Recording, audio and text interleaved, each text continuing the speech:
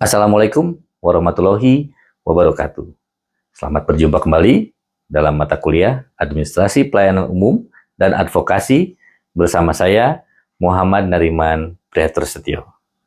Hari ini kita akan membahas tentang pelaporan standar pelayanan minimal, namun kita juga akan membahas bagaimana pelaksanaan standar pelayanan minimum itu di daerah. Sebagaimana pernah saya sampaikan dalam pertemuan sebelumnya, bahwa penerapan standar pelayanan minimal itu melalui berbagai tahapan. Yang pertama adalah pengumpulan data. Yang kedua, penghitungan kebutuhan pemenuhan pelayanan dasar. Yang ketiga, penyusunan rencana pemenuhan pelayanan dasar dan pelaksanaan pemenuhan pelayanan dasar.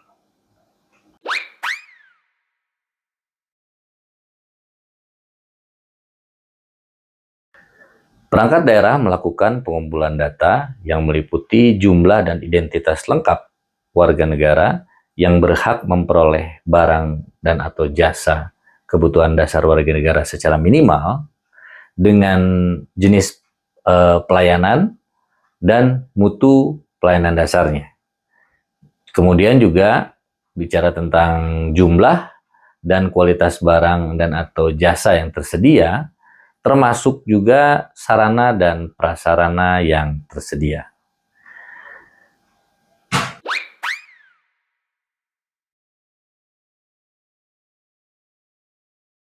Hasil perhitungan tadi digunakan untuk menyusun rencana pemenuhan pelayanan dasar tadi yang berpedoman pada standar biaya sesuai dengan ketentuan perundang-undangan. Jadi kalau untuk sekarang yang ada dalam SIPD, jadi jangan sampai yang dibutuhkan itu tidak ada dalam SIPD. Artinya ketika misalnya itu tidak dalam SPD, itu perlu diusulkan untuk dimasukkan ke dalam sistem informasi pemerintah daerah tadi. Kemudian pemerintah daerah menyusun rencana pemenuhan pelayanan dasar dan perhitungan warga negara yang berhak menerima pelayanan dasar tadi, yang tidak mampu, yang kena bencana, dan lain sebagainya. Kemudian itu dimuat dalam dokumen RPJMD yang berlaku 5 tahun dan RKPD yang berlaku tiap tahun.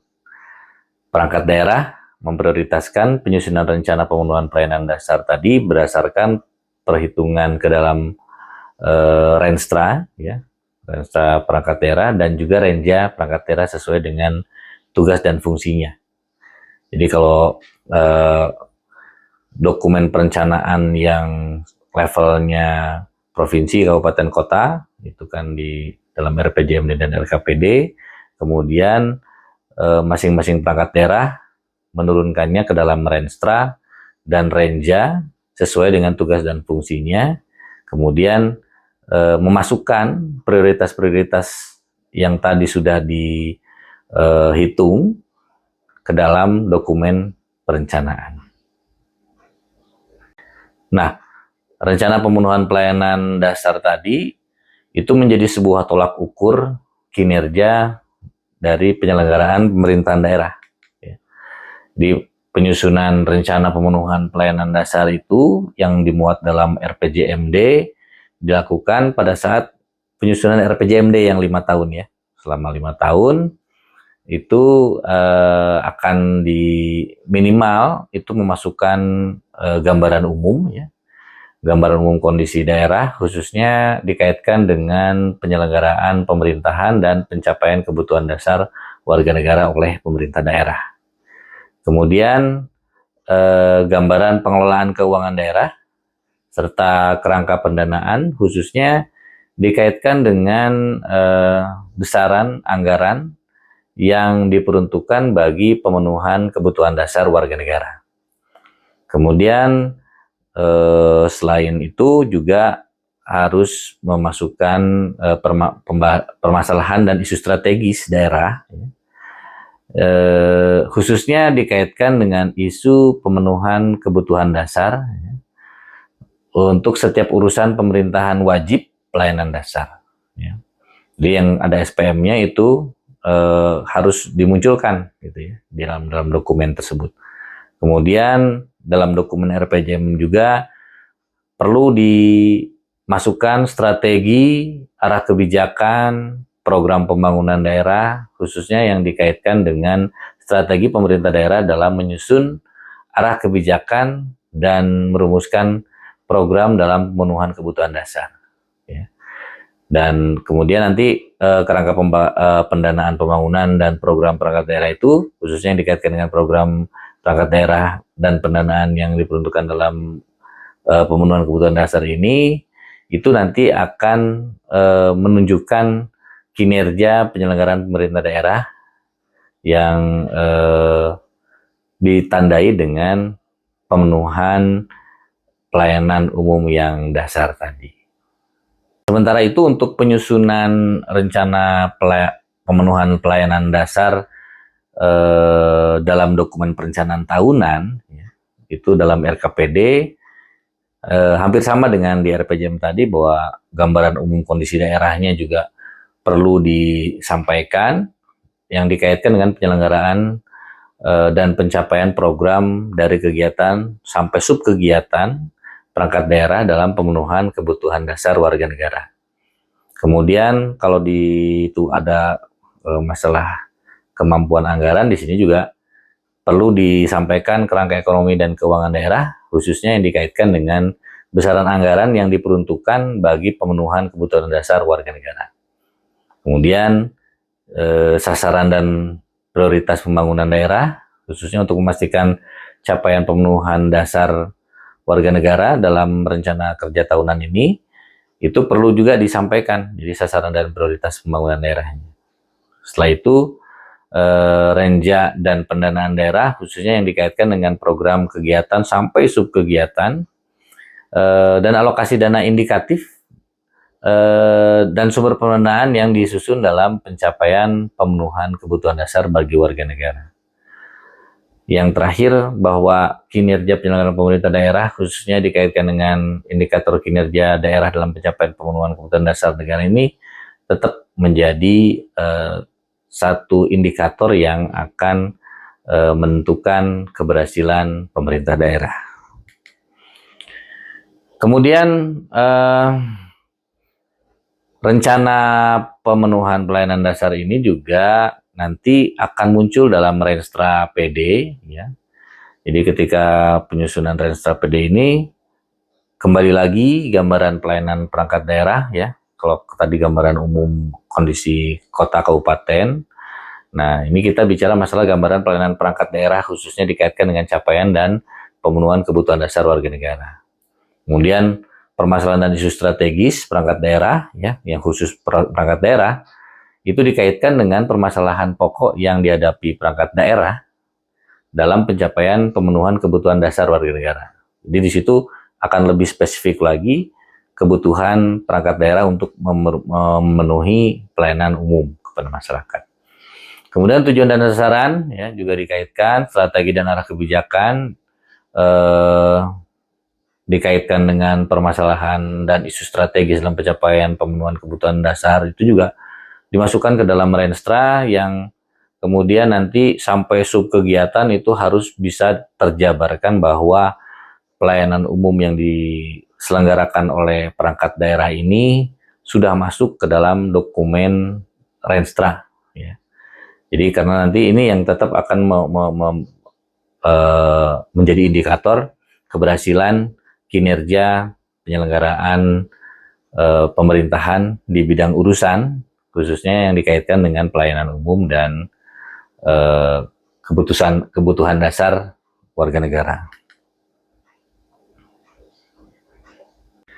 Penyusunan pencapaian rencana pemenuhan pelayanan dasar tadi yang dimuat dalam dokumen Renja PD itu dilakukan pada saat perumusan Renja perangkat daerah, yang merupakan hasil evaluasi Renja PD tahun lalu, ya. Jadi perangkat daerah tahun lalu kinerjanya seperti apa, dievaluasi.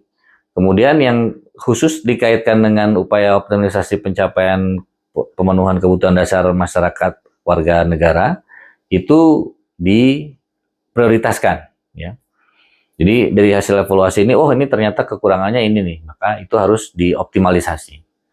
Kemudian tujuan dan sasaran perangkat daerah, khususnya dikaitkan dengan penyebaran kebijakan perangkat daerah, yang secara sektoral itu sudah dirumuskan, itu harus muncul dalam renja ini. Sehingga prioritasisasi ini memang menjadi satu hal yang harus ada dalam setiap renja, karena selama ini mungkin ada saja perangkat daerah yang dalam renjanya itu tidak secara rinci menyebutkan tujuan sasaran, kemudian rencana kerja dan pendanaannya seperti apa, khususnya dikaitkan dengan program, kegiatan, subkegiatan, dan alokasi dana indikatif dan sumber pendanaan yang disusun dalam pencapaian pemenuhan kebutuhan dasar warga negara Indonesia.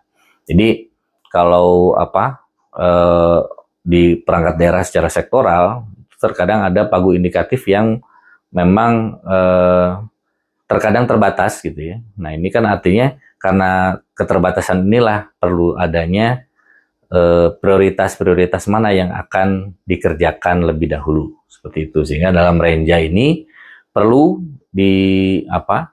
dipertajam dari hasil evaluasi tahun sebelumnya, termasuk dengan tujuan, sasaran, dan sampai ke program, kegiatan, dan subkegiatan. Nah, sementara itu untuk perangkat daerah yang melaksanakan fungsi penunjang urusan pemerintahan, itu misalnya di bidang perencanaan, ya. Kalau di pusat mungkin Bappenas, ya, kalau di provinsi biasanya Bapeda namanya, kalau di kabupaten kota macam-macam tuh, ada yang Bapeda P-nya 4, Bapeda P-nya 2, P-nya 3, ada juga yang Bapeda Litbang, ada juga yang Bapelitbangda, ada yang Bapelitbang saja, ya. Nah ini di sana nanti memastikan, ya, perencanaan ini bahwa program, kegiatan, dan subkegiatannya bisa memenuhi pelayanan dasar, ya. Jadi tidak terlewat gitu ya, tidak terlewat. Jadi dalam dokumen perencanaan ini itu harus ada. Ya. Jadi perangkat daerah yang memprioritaskan anggaran program, kegiatan, dan subkegiatan pemenuhan pelayanan dasar itu harus tercantum dalam dokumen perencanaannya, baik dari RPJMD, Renstra, RKPD, dan Renja perangkat daerah. Nah, kemudian setelah direncanakan, masuk ke dalam dokumen perencanaan, tim anggaran pemerintah daerah atau TAPD memastikan bahwa anggaran yang masuk dalam program, kegiatan, subkegiatan yang berkaitan dengan pemenuhan pelayanan dasar itu masuk dalam anggaran pendapatan dan belanja daerah atau APBD, ya. Karena ini nanti akan dibahas lagi di DPRD, ya. Jadi pembahasan secara politis itu juga mungkin akan ada perubahan-perubahan terkait dengan besaran anggaran maupun juga alokasinya, ya. Jadi ini diharapkan bahwa anggaran program, kegiatan, dan subkegiatan tadi didasarkan pada rencana pemenuhan pelayanan dasar, sehingga ini menjadi prioritas yang tidak akan terganggu-gugat oleh proses politik di DPRD. Nah, itulah sekilas pelaksanaan pemenuhan pelayanan dasar, ya, yang ada standarnya, yaitu standar pelayanan minimal yang sesuai dengan urusan konkuren, urusan wajib pelayanan dasar, yang ada 6 urusan tadi, ya. Nah, sekarang kita masuk ke pelaporan, ya. Pelaporan penerapan SPM itu dimuat dalam laporan penyelenggaraan pemerintah daerah atau LPPD yang dilakukan selama 1 tahun anggaran dan disampaikan paling lambat 3 bulan setelah tahun anggaran berakhir. Jadi tahun anggaran berakhir itu Desember, bulan Maret itu maksimal itu harus sudah disampaikan LPPD ini. Nah, dalam laporan penyelenggaraan pemerintah daerah tadi, di dalamnya harus memuat standar pelayanan minimal yang dilakukan oleh kabupaten kota atau provinsi yang membuat laporan tersebut ya. Nah, jadi materi laporan penerapan SPM itu paling sedikit memuat hasil ya, hasil pelaksanaan SPM-nya, kemudian kendalanya yang dihadapi apa saja, dan kemudian ketersediaan anggaran dalam penerapan SPM. Ini penting untuk bisa menjadi bahan evaluasi bagi kebijakan penganggaran di tahun selanjutnya. Selain muatan tadi, laporan penerapan SPM di daerah provinsi dalam laporan penyelenggaraan penerapan ini harus mencantumkan rekapitulasi penerapan SPM daerah. Jadi kalau di kabupaten kota itu jelas pelaksanaan yang sebagai pelaksana langsung SPM itu jelas melaksanakan pelaporan ini, dan kemudian untuk provinsi itu harus menjadi sebuah rekapan seluruh provinsi itu berapa kabupaten kota itu semuanya disampaikan dalam LPPD level provinsi.